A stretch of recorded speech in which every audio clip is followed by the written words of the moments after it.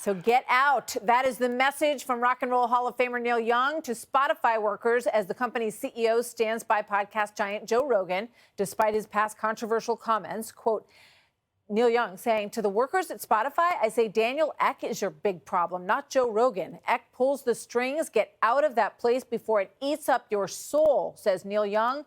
Ek is the Spotify CEO who said that silencing Rogan was not the answer. Dave Rubin, host of the Rubin Report, joins me now. Dave, great to have you back. Thanks for being here today. So Neil Young, it's very interesting. We heard nothing from Neil Young for a long time, except, replaying his favorite albums, right? But he's very fired up about this. He's brought a lot of people along with him. What about these attacks on Joe Rogan, and what do you make of it? Well, just speaking about Joe Rogan broadly, nobody with a half a brain thinks that Joe Rogan is a racist. Nobody thinks that Joe Rogan is an agent of misinformation or anything else. What this is all about is that Joe Rogan became more powerful almost accidentally as a comedian who just started talking to people in a podcast. He became more powerful than CNN. He became more powerful than the New York Times, the Washington Post, and everywhere else. That's why everyone's trying to take him out.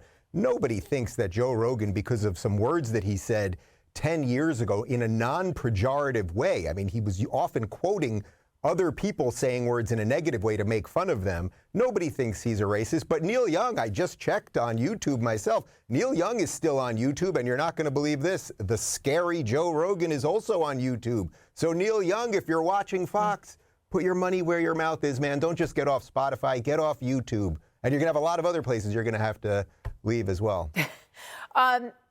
About this Rumble offer.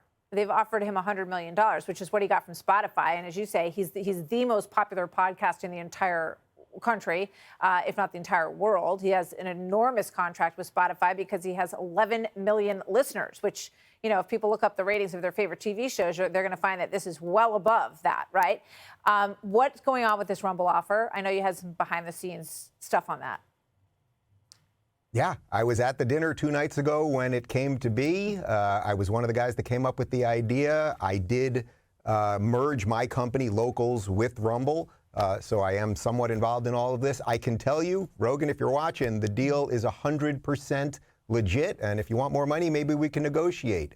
Rumble is here to allow people to say what they want to say. We would love to take his entire catalog, all the ones that Spotify deleted before he signed with them and the ones that have subsequently gone off, the entire thing. We'll put it all up on Rumble. He can say whatever he wants, and he can take the money and run. I mean, this is a great opportunity. He apologized, and I don't begrudge him for whatever pressures came to bear on him. He had to make choices for himself and his family, and that's all just fine. But there's a great opportunity here, not to just make the money. Okay, the guy's got plenty of money, that's fine. But to stand up for what's right, because nobody, really, Martha, nobody thinks this guy's a racist. Nobody thinks he's a bad dude except the amorphous mob, and we just need more people to stand up against it. Dave, thank you very much. Great to see you today. I'm Steve Doocy. I'm Brian Kilmeade. And I'm Ainsley Earhart. And click here to subscribe to the Fox News YouTube page to catch our hottest interviews and most compelling analysis.